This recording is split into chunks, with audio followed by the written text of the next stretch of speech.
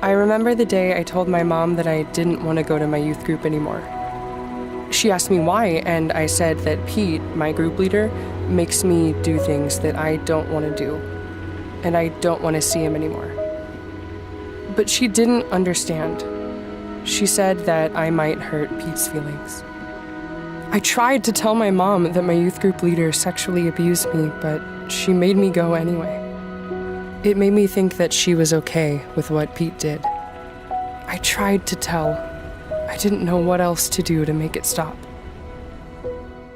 For a lot of kids, abuse is the hardest thing they've ever had to talk about. Instead of telling an adult what happened, kids might try to avoid being around the person who abused them without ever saying why. But just saying you don't want to see someone doesn't help the adult understand what happened. Charlie's youth group leader abused him, and even though he tried to tell, he did it in a disguised way. He didn't tell directly about the abuse, so nobody knew what was really going on. Pete led Truth Finders, our youth group, on Thursday nights, which basically means he played games and hung out like us. Pete told me I was his favorite. After a little while coming to the group, he asked me to start coming before everyone else so we could hang out. It was cool having an older friend like Pete. We'd play games or talk about school or have full-on wrestling matches.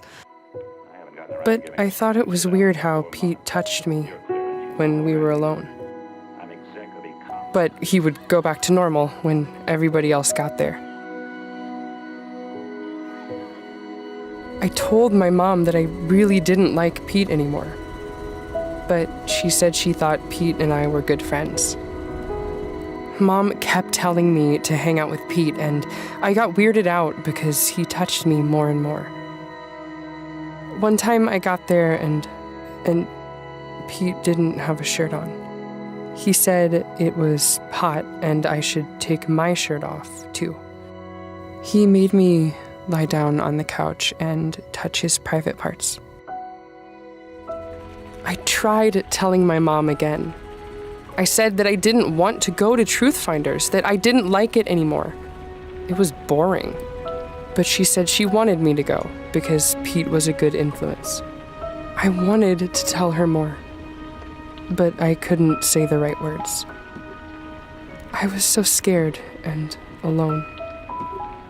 I thought no one cared. My mom wouldn't let me stop seeing Pete. One night, there were other people there already. And I realized that I might not be the only person that Pete abused. I felt like I had to tell someone or I'd fall apart. Carlos was my best friend. I usually tell him everything. But I couldn't make the words come out. I went to Carlos's mom and just started talking. I told her I needed help. I couldn't make my mom understand before. This time, I said that the youth group leader had been touching me and made me touch him. I told her Pete sexually abused me. And she told me that wasn't going to happen anymore. Charlie was finally able to tell an adult that his group leader abused him and make it stop for good. Even though Charlie tried to tell about his abuse early on, his mom thought he was just avoiding going to his group. If you've been abused and you've decided that you're ready to tell, it's important to tell an adult who you trust. Tell them who did it and what they did. You don't have to tell every detail, but the adult has to understand that you were abused and know who did it. Then they can help make it stop, just like Carlos's mom helped Charlie. When Carlos's mom told Charlie's mom specifically what happened, she was glad that she understood and thanked Charlie for helping her understand.